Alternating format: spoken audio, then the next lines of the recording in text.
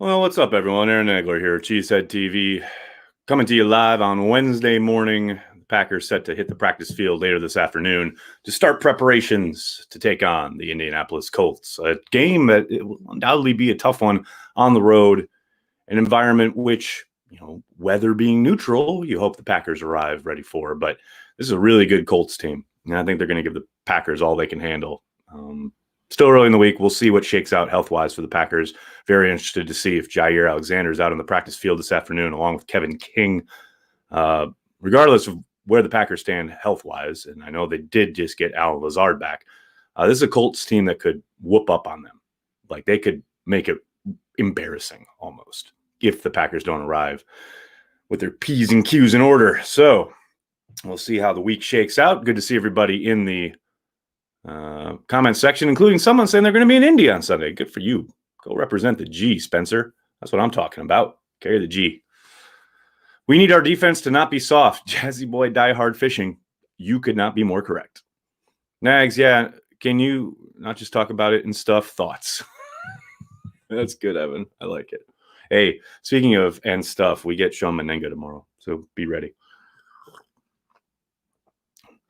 It's your birthday today, Ken Dog Sports Talk. What's up? Happy birthday.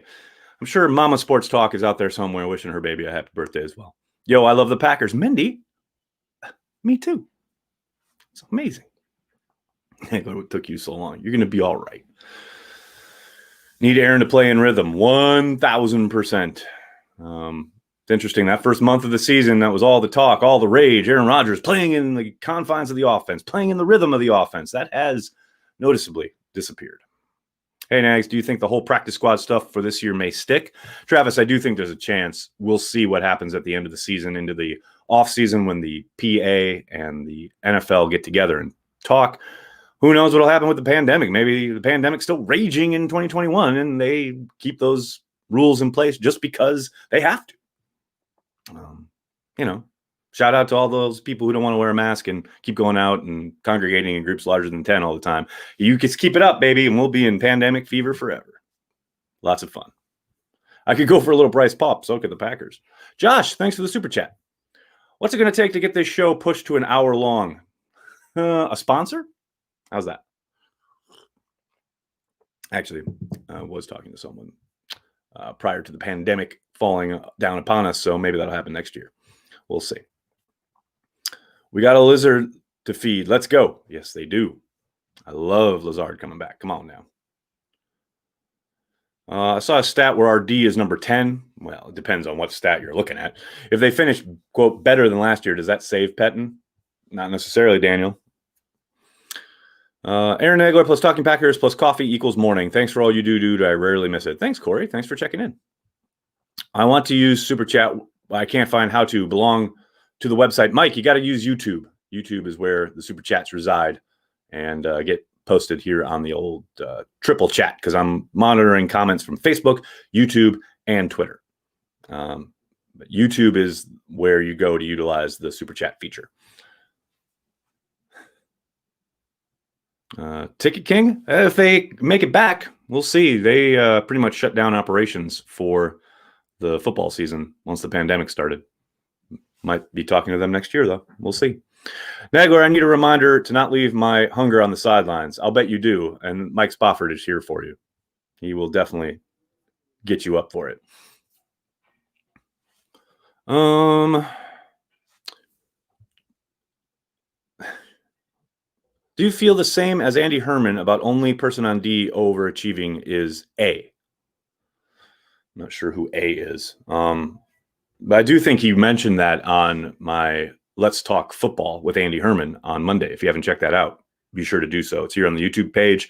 It's also available on the podcast feed. But look, I spent all offseason. I'm kind of a similar mind in the sense that I spent all offseason talking about the fact that for this defense to improve, they needed young guys, developmental guys to develop, especially the guys they took early on in the draft 2 years ago, whether it's Rashawn Gary or Darnell Savage. So far, that has not really come to fruition, although we did see both of them play pretty darn well Sunday against the Jaguars. They definitely need to step up for the remainder of the season. Given the fact that Gutekunst didn't make any big splash moves in the offseason, the improvement, if there was going to be any, had to come from within. And so far, that hasn't really materialized. Now, they have gotten some good play from Chandon Sullivan, guys who maybe had bit roles before who have grown into larger roles. So there is some promise there, but they absolutely need Rashawn Gary, A, to continue to develop, but B, get on the field more. I mentioned that yesterday. I'm going to continue to mention it probably throughout the rest of the year. Preston Smith is kind of stealing snaps away from Gary at this point, given their relative outputs and what they've put on tape throughout this season. You got to give it to Amos, though. He seems to have a pep in his step in his finishing tackles. I think Amos is one of the few guys who's actually come to play this year. You can quibble about his athleticism or maybe a lack of sideline-to-sideline ability in that deep center field position. But for the most part, he is the one guy who seems to bring it every week, is in position, is doing a really good job with his eyes, not taking false steps, and generally is playing at a pretty damn high level.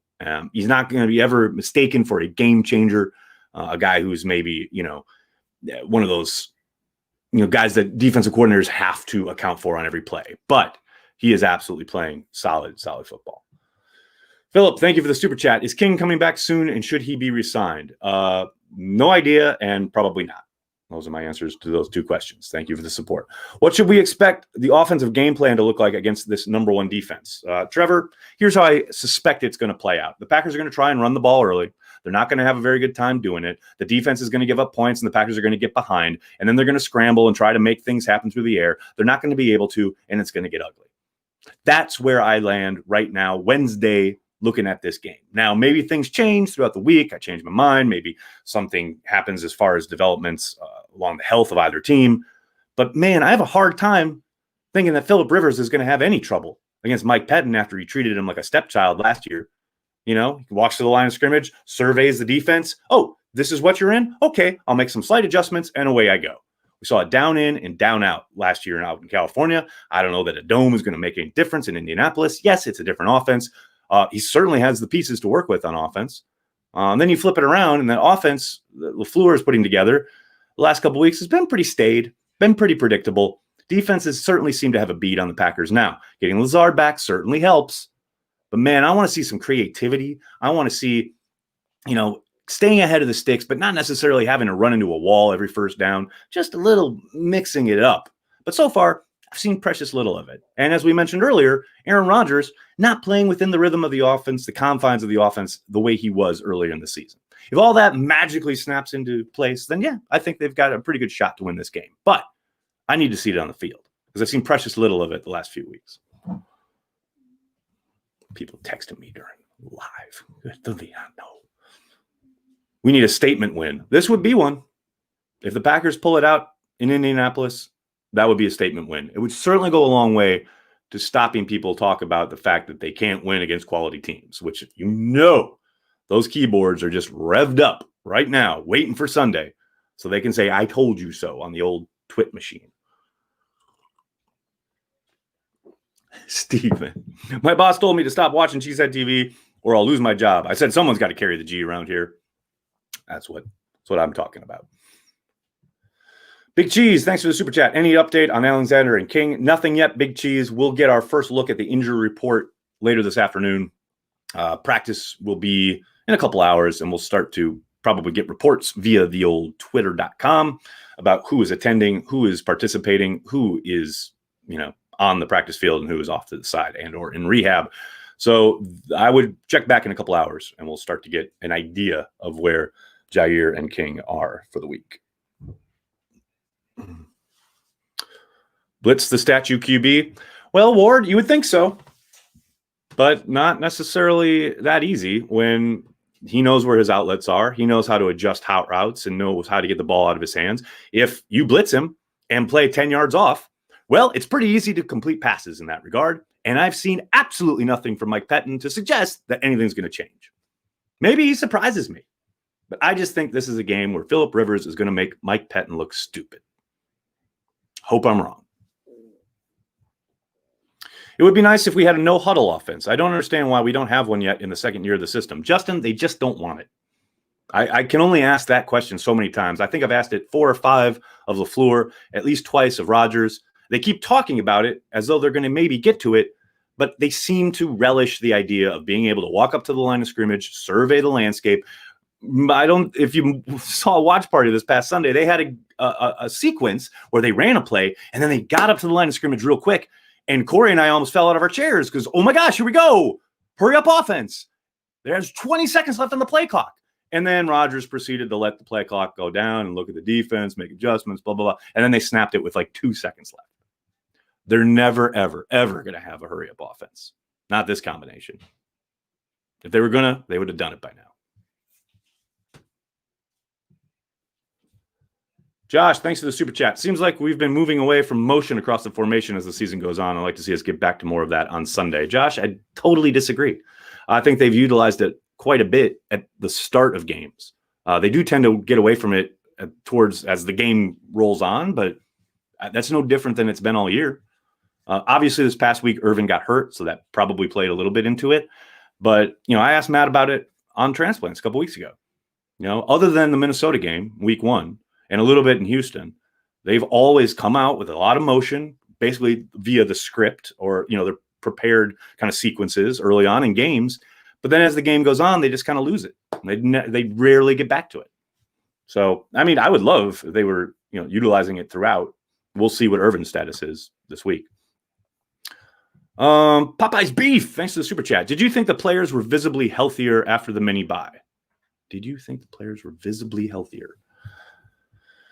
I don't know what that means. Visibly healthier. They're on the field. They got to play. They got to be healthy as possible. Everyone in the injury rate in the NFL is 100%. If you're on the field, you're between the white lines, you're going to be judged accordingly. I don't know. Visibly healthier? I don't know what that means. Week 4, Tunyon has been talked as the next Kittle. Since then, he's been very quiet. Any particular reason? Well, he hasn't been the focus of the offense. That's been pretty clear. You can only do so much if you're not in the game plan, so to speak. And it's very clear that when Devontae Adams is on the field, he is going to be the focal point of the passing game. Remember, Tunyon had that big game because Devontae was out. If Adams were to miss more time, I think he'd probably be more involved and get more targets. But they clearly want to run everything through Adams. And as long as he's on the field, I don't see anybody else being able to have big games other than maybe MVS when he hits some big, deep shots because they're rolling to Adams. Can Kamal be a difference maker going forward? Absolutely, if he's allowed to be on the field. Only 13 snaps on Sunday against the Jaguars. We'll see. I'd put him in there over Kirksey right now. Get him those snaps. Get him ready. Get him seasoned. Yeah, he'll probably make some mistakes, but I'd rather let him make those mistakes and live with that, along with having his athleticism, his physicality, and explosiveness, playmaking ability. Just the sheer kind of force of will you see in the run game, arriving with the ball carrier is in a bad mood rather than being taken for a ride. I am all for getting that kid on the field. On paper, Lazard, MVS, Adams could rout the Colts. Brandy, I'm not so sure I agree with your police work there. I think they can move the ball. I don't think there's any question there. But do not underestimate this Colts defense. They are really fucking good.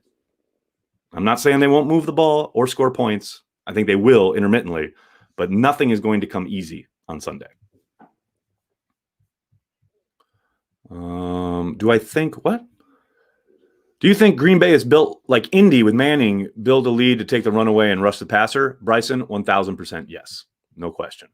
A Nuclear Family, thank you for the super chat. Isn't motion used to figure out how the defense will play us? Would that explain why it's only used in the beginning of games? I see us winning this. That is one of the reasons, yes. It is also an ability to get eyes in the wrong spot, get defenders to take false steps. There's lots of reasons that you utilize it. But as we've said, it happens infrequently as the game goes on. And I think it could be utilized more. Nathan, thank you for the super chat. The healthiest team going into the playoffs will win. You don't want to run much hurry up if a ton of your scheme is pre-snap movement. Well, that is very true. However, when pre-snap isn't being utilized or pre-snap motion isn't being utilized, there's little reason. But I very much agree there. Green Bay is not anywhere near built like Indy. Well, not this Indy, but Indy with Manning.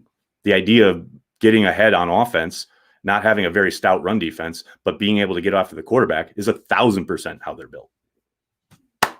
Keep up. Colts are going to dial up the pressure on Rodgers, and that doesn't bode well. I very much agree. Going to need some pressure beaters. And so far, the Packers haven't really shown an ability to do so. They utilized some good stuff against the Saints, although the Saints were pretty good in some instances. Obviously, we all saw the debacle down in Tampa. We'll see what happens, Sunday when the Colts start to get after it. Does this game have a chance to get out of control early? Yes. Dustin, thanks for the super chat. Why is the offense struggling in the climate? That used to be our strength. Dustin, here's the thing. I don't think they're struggling with the cold. The wind is a major issue. The wind is a problem and has been for both the Minnesota game and the Jaguars game because it has really short-circuited a lot of what they want to do in the passing game. And some people poo-poo it. Rodgers himself mentioned how some of those balls that you saw that were off target, the one to Tunyon on the opening drive, he was trying to throw it straight and it curved on him by about 7 yards. That tells you how crazy the wind was. They haven't been able to run the ball in either of those games, so that has really caused major problems. I think that more than the cold or rain or snow has really kind of short-circuited them on offense. Stanley, thank you for the super chat. Do you think this is Kings last year?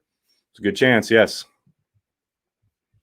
Is the wind an issue because of no fans? No, it's just windy. It's just when you got 40-mile-per-hour gusts, it doesn't matter if there are fans or not. Will Lazard have a bigger effect on the pass game or the run game? I think the pass game, just simply because if you look at the tape from especially this past Sunday, the guys who were in there, whether it was Malik Taylor or Winfrey, who they brought up off the practice squad, they did a pretty damn good job in the run game. Their run blocking was actually pretty on point.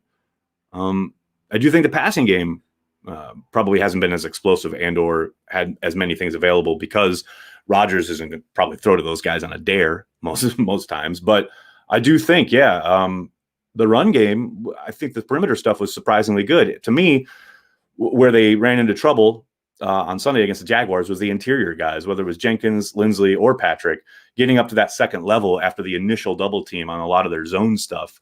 There was just too many bodies. They were packed, they're naturally packed in there because of the type of defense that they play. And, they just had trouble getting off that initial block. You saw a couple of times where Lindsley usually makes that initial block and then gets up and seals off the inside backer. Jack is too fast and he just got to the spot too quick. And I think we're going to see much more of the same Sunday against the Colts. Dustin, thanks for the super chat. I was at the Packers-Chargers game last year and I still have nightmares of Rivers dinking and dunking all over our defense. Get ready for it. Again, part 2 coming up on Sunday. And that's why I keep saying Rivers is going to make Pettin look stupid.